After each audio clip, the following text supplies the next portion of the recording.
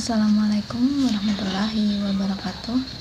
Sebelumnya, video ini saya buat untuk memenuhi tugas kuliah mata kuliah komputer semester 3 jurusan S1 Administrasi Publik Sekolah Tinggi Ilmu Administrasi Amuntai. Mungkin sebaiknya perkenalan dulu.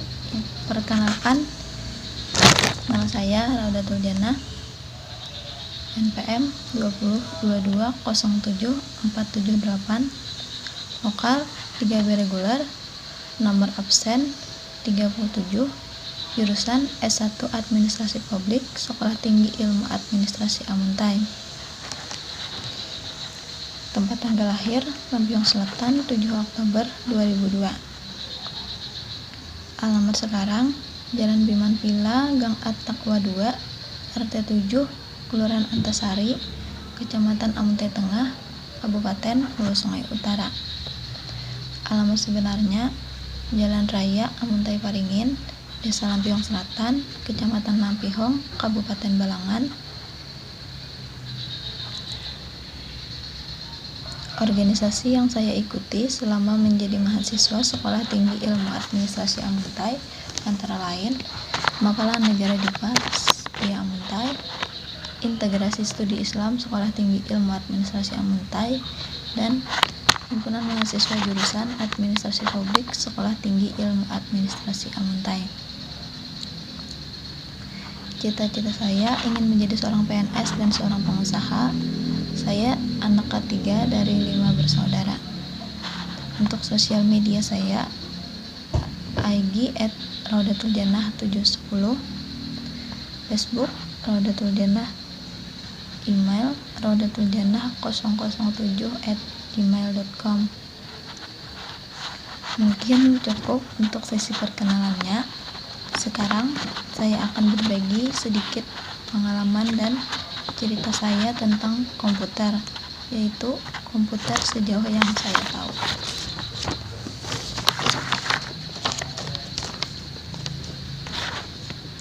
Jika saya ditanya tentang komputer, maka yang terbayang di benak saya adalah PC dengan keyboard terpisah, seperti yang digunakan di kantor-kantor biasanya ataupun di toko-toko besar.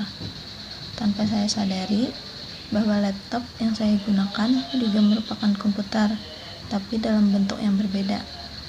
Bahkan netbook dan smartphone pun juga merupakan komputer, karena ternyata komputer itu hanya nama untuk sebuah perangkat dengan bentuk dan model yang berbeda. Karena pengertian komputer itu sendiri adalah suatu perangkat yang digunakan untuk mempermudah pekerjaan dengan berbagai server dan perangkat lunak di dalamnya. Perangkat yang umum dan hampir tiap laptop, komputer atau smartphone memilikinya antara lain Microsoft Word untuk mengolah kata, Microsoft Excel untuk mengolah data, Internet Explorer untuk browsing, chatting, dan PowerPoint. Ketiga perangkat ini selalu digunakan dalam segala pekerjaan sesuai dengan porsi dan kegunaannya masing-masing. Pengertian lain dari komputer yaitu alat yang dipakai untuk mengolah data menurut prosedur yang telah dirumuskan. Kata komputer awalnya digunakan untuk menggambarkan orang yang pekerjaannya melakukan perhitungan. Asal mulanya, pengolahan informasi hampir eksklusif berhubungan dengan aritmatika.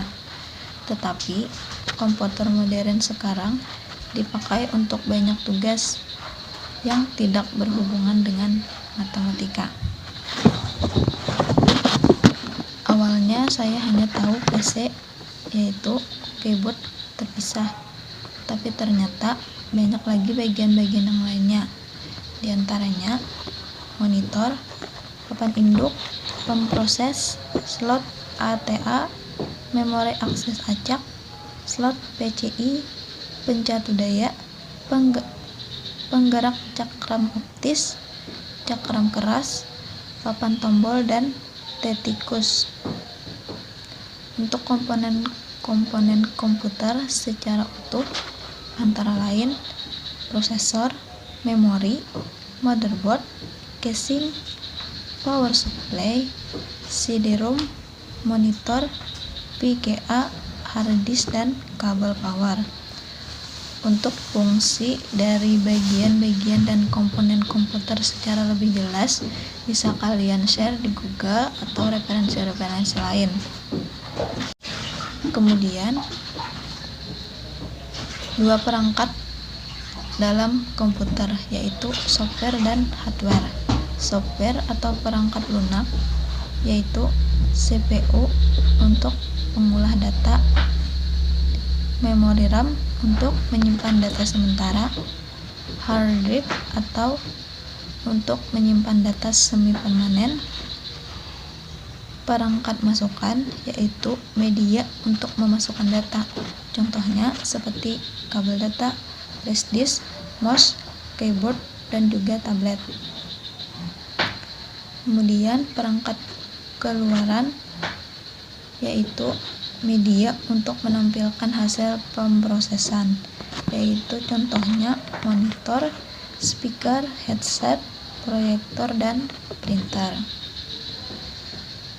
Perangkat keras atau hardware antara lain sistem operasi, yaitu sistem yang menghubungkan pengguna dengan komputer, contohnya Windows.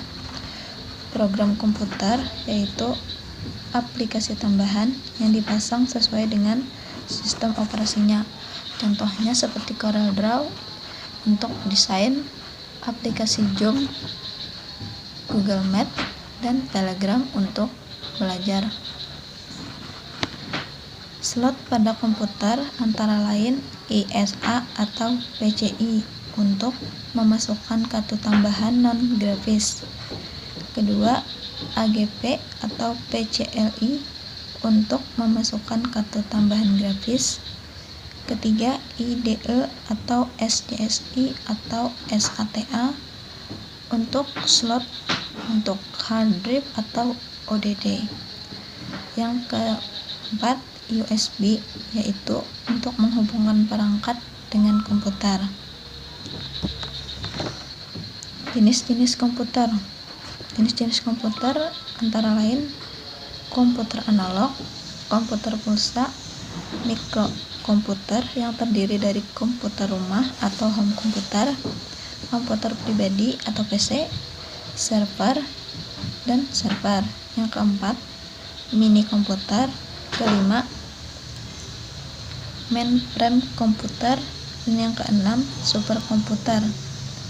Dari semua yang telah saya sebutkan, ada sebagian yang saya sebutkan fungsi-fungsinya.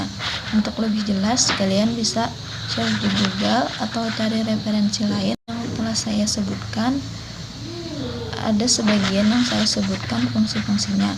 Untuk lebih jelas, kalian bisa share di Google atau cari referensi lain untuk mengetahui fungsi dan kegunaannya secara lebih jelas dan mendetail.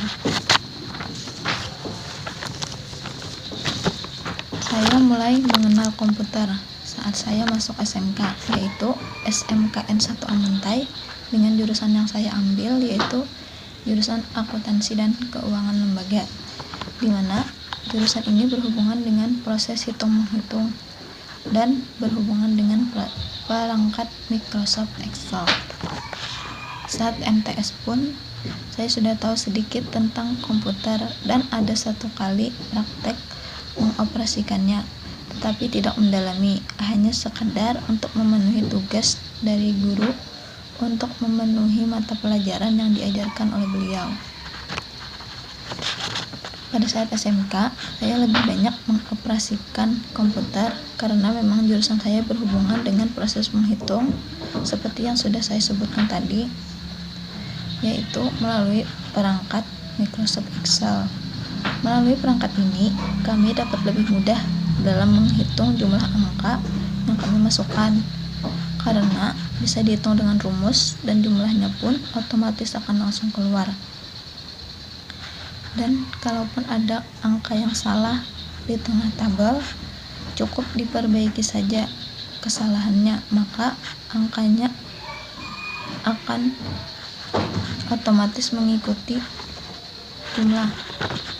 Tetapi susahnya dalam mengoperasikan perhitungan menggunakan Microsoft Excel ini yaitu saat kita tidak menyadari ada kesalahan data yang dimasukkan, maka akan berdampak pada semua data yang dikerjakan. Karena itu harus lebih teliti dan hati-hati dalam mengerjakannya.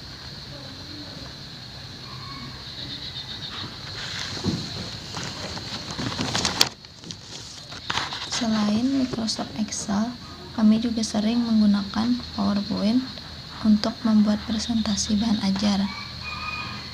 Dan hampir setiap mata pelajaran kami membuat presentasi, apalagi saat kami sudah memasuki kelas 12 dan sedikit demi sedikit paham cara mengoperasikan komputer serta fungsi-fungsinya, walaupun belum sepenuhnya paham secara keseluruhan.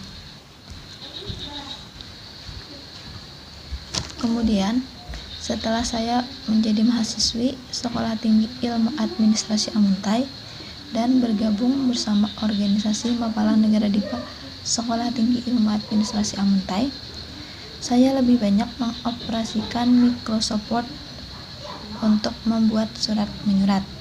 Terkadang juga membuat PowerPoint untuk presentasi mata kuliah dan aplikasi-aplikasi lainnya. Contohnya CorelDRAW, yaitu aplikasi untuk membuat desain stiker, spanduk, poster, dan lain-lain. Selain itu, juga karena faktor kuliah atau sekolah online yang sedang kita jalani saat ini, membuat saya dan mungkin teman-teman yang lain juga sedikit tahu tentang aplikasi-aplikasi apa yang dipakai untuk belajar. Di antaranya Zoom, Classroom, Google Meet, Telegram, dan aplikasi-aplikasi bimbel lainnya yang awalnya tidak mengetahui ada aplikasi dan tidak mengetahui kegunaan dari aplikasi tersebut serta cara pengoperasiannya.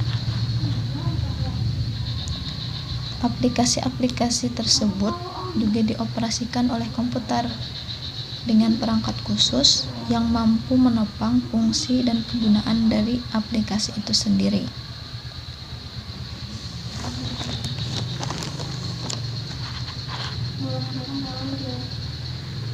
Dan mungkin sekarang karena sedang masa-masanya vaksinasi, keluar lagi aplikasi Peduli Lindungi, yaitu aplikasi untuk mengunduh sertifikat dan banyak lagi kegunaan dari aplikasi tersebut.